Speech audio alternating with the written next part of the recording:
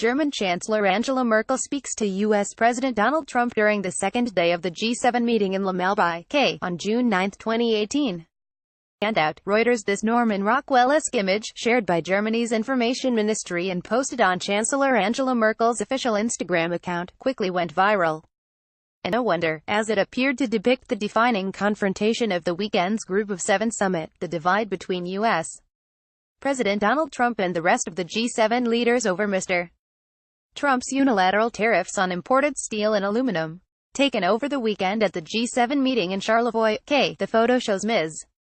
Merkel leaning over to stare down the recalcitrant U.S. Mr. Trump's national security advisor, John Bolton, stands to Mr. Trump's right.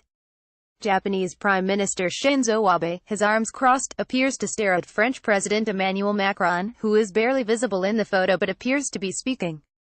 NAFTA's saga so far, a guide to trade. The talks and Trump story continues below advertisement. Other photos taken of the discussion were soon released by the White House and the offices of other leaders. One actually shows Ms. Merkel smiling at Mr. Trump. In another, Prime Minister Justin Trudeau can be seen standing behind the U.S.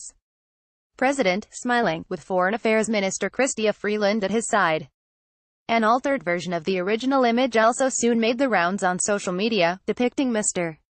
Trump as a naughty toddler in a high chair and wearing a bib around his neck and a bowl of noodles on his head.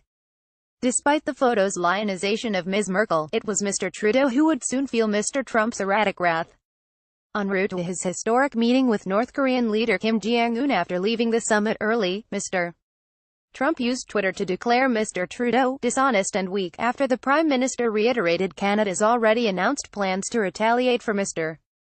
Trump's tariffs with levies on certain U.S. goods. On Sunday, key aides to Mr. Trump piled on in U.S. television interviews, accusing Mr.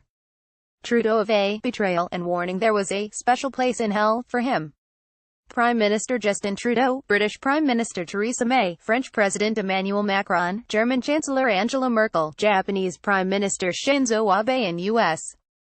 President Donald Trump discussed the joint communiqué following a breakfast meeting on the second day of the G7 meeting in Lavallejo on June 9, 2018. Handout. Reuters.